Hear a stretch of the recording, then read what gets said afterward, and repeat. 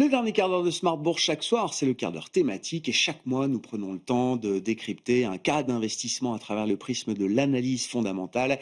Et ce sont les équipes de Clartan Associés que nous retrouvons. Elisabeth de Saint-Léger, associée et gérante chez Clartan, est à mes côtés en plateau. Bonsoir Elisabeth. Bonsoir Grégoire. Direction l'Allemagne ce mois-ci, en plein Mittelstand allemand, pour parler d'une belle mid-cap allemande, une ETI allemande de 12 milliards de capitalisation boursière qui s'appelle Knorr-Bremse, qui est spécialisée dans les systèmes de freinage, notamment pour le ferroviaire d'un côté et les poids lourds et les camions de l'autre.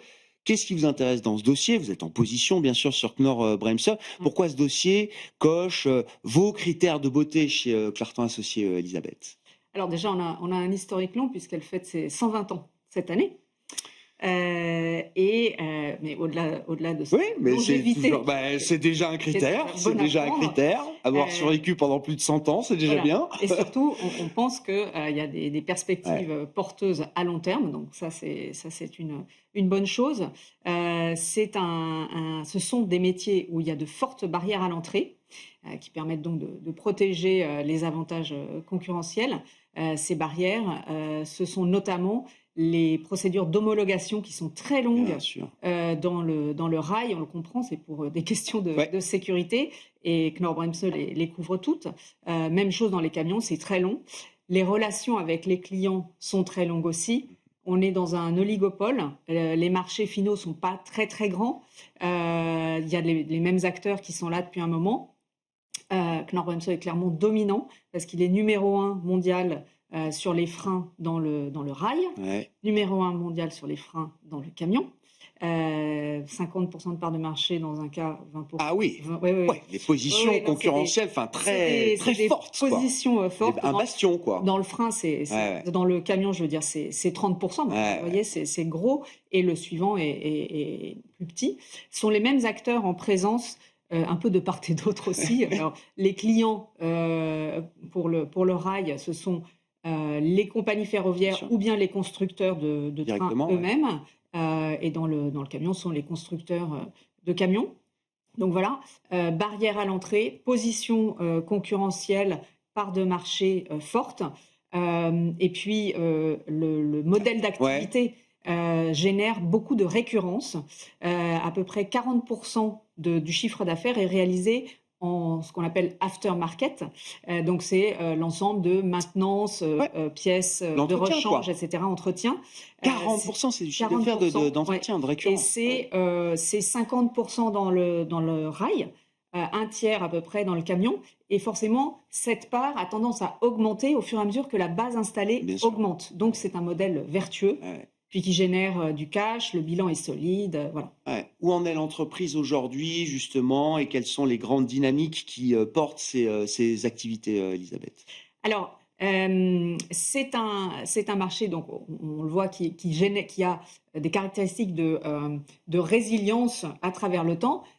Il n'est pas dépourvu d'épisodes un peu houleux. Voilà. Les dernières crises ont été un peu un stress test pour Knorr-Bremse. Alors même si le rail a des cycles plus longs que le camion, qui est, on le comprend intuitivement, plus soumis à la conjoncture. Là, il y a eu un épisode marquant quand même, il y a eu le Covid, générateur d'inflation, et puis il y a eu le conflit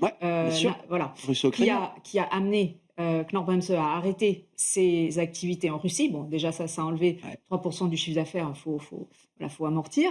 Mais au-delà de ça, c'est surtout que comme les contrats sont longs, il n'y a pas eu le temps de répercuter tout de suite sur les contrats les augmentations de prix. C'est plus facile dans l'aftermarket, mais pour les contrats qui étaient déjà signés, il faut le temps que ça s'écoule dans le carnet de commandes. Donc la marge a été un peu pincée là pendant ces moments-là. Il y a eu une marge qui a été descendue de quelques 100 bips en termes de marge. Il y avait aussi une base de référence qui était très élevée parce que la Chine avait fait une demande très très forte dans le rail et ça s'est énormément calmé. Donc en fait, la référence, on va dire 2018-2019, était trop élevée. Donc voilà, on repart de l'avant dans un marché qui a été heurté. Et puis aujourd'hui, autant pour le rail, on est sur une régularité de prise de commande qui est très bonne, avec un book-to-bill qui est supérieur à 1 depuis 11 trimestres. Autant dans le camion, là, et spécialement en Amérique du Nord, il y a une grosse dépression, très grosse dépression. On est sur des volumes de production de camions ceux qui sont des plus bas. Il y a quoi? Aux incertitudes, les tarifs, etc. Oui, ça génère de l'incertitude. Ça génère de l'incertitude. Donc, un mélange. Voilà. Et un mélange de problèmes de production et puis d'envie d'investir aussi pour les gestionnaires de flotte. Comment la direction réagit par rapport à ces crises? Il faut rétablir les marges. Quelles ont été les décisions, les actions qui ont pu être prises et quel est le plan de marche et les horizons que donnent les objectifs et les horizons que donne la direction aujourd'hui? Le plan de marche, il a été établi en 2023, horizon 2026. Avec un plan de croissance de l'activité. Ils estiment qu'ils peuvent croître plus vite que les marchés finaux, là aussi parce qu'il y a une question d'augmentation du contenu par véhicule. Donc disons, si le rail croît de 2-3% par an sur la longue route, sur le long rail, eux estiment qu'ils peuvent croître plus vite que ça, disons 5-6. Dans le camion, même si la demande finale n'est pas très dynamique, ils estiment que du fait de l'augmentation du contenu, de la valeur, de la valeur que eux peuvent apporter à chaque véhicule, ils peuvent croître plus vite. Et puis il y a surtout un objectif de rétablissement des marges, à la fois par des mesures d'efficacité opérationnelle et puis par un travail minutieux sur le portefeuille.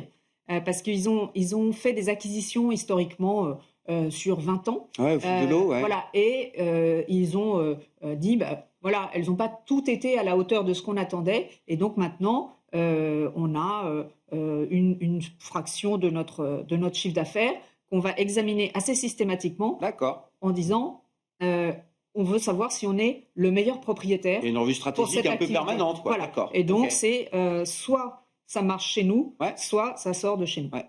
Une des acquisitions qu'ils ont réalisées le plus récemment, si je ne dis pas de bêtises, c'est une activité qui était chez Alstom avant, c'est la signalisation ferroviaire, j'imagine, sur le marché nord-américain, c'est ça, Elisabeth? Tout à fait. Et alors, ils ont les moyens de continuer à faire des acquisitions et ils visent à augmenter leur présence dans le digital et dans la signalisation. Mais c'est un autre métier c'est un métier connexe. C'est-à-dire qu'eux, ils sont dans le frein, les systèmes d'entrée, les systèmes de clim.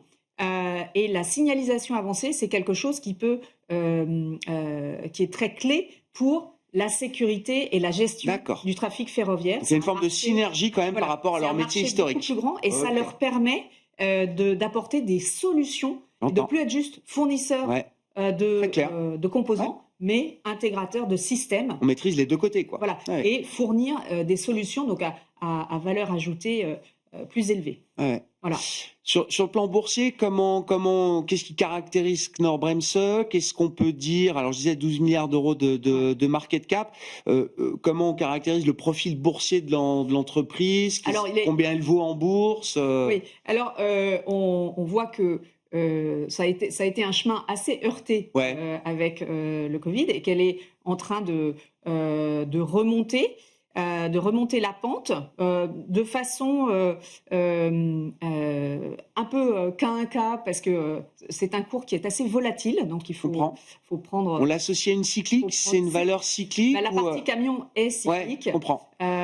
Et de fait, le marché la traite un peu comme une cyclique. Un peu. D'accord. Mais c'est en train de revenir sur le côté plus résilient, justement. Plus récurrent. Et en termes de prix, on ne trouve pas qu'il y ait une décote très exceptionnelle.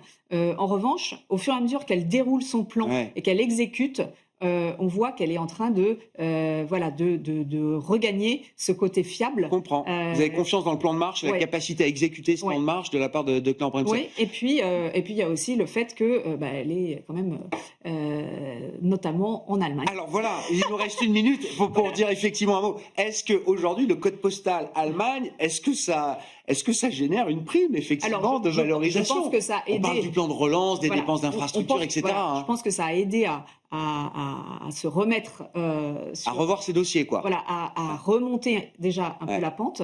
Et c'est, ce qui est vrai, c'est que il y a des plans d'investissement de la Deutsche Bahn dans les infrastructures qui sont considérables. D'ici à 2030, je veux pas dire de bêtises, mais c'est 150 milliards, quelque chose comme ça. Oui. Voilà. Et elle réalise 20% de son chiffre d'affaires en Allemagne et elle devrait en bénéficier aussi côté camion du fait du dynamisme, du regain de dynamisme de l'économie allemande. Bon, donc bien d'être en Allemagne aujourd'hui. La cote allemande, effectivement, profite de ces efforts et de ces dépenses annoncées par le gouvernement de Friedrich Merz. Merci beaucoup, Elisabeth. Merci d'être venue détailler pour nous ce cas de cette belle mid-cap allemande, Knorr-Bremse, société allemande qui capitalise autour de 12 milliards d'euros. Elisabeth de Saint-Léger, associée et gérante chez Clartan & Associés, était l'invitée du dernier quart d'heure de Smart Bourse ce soir.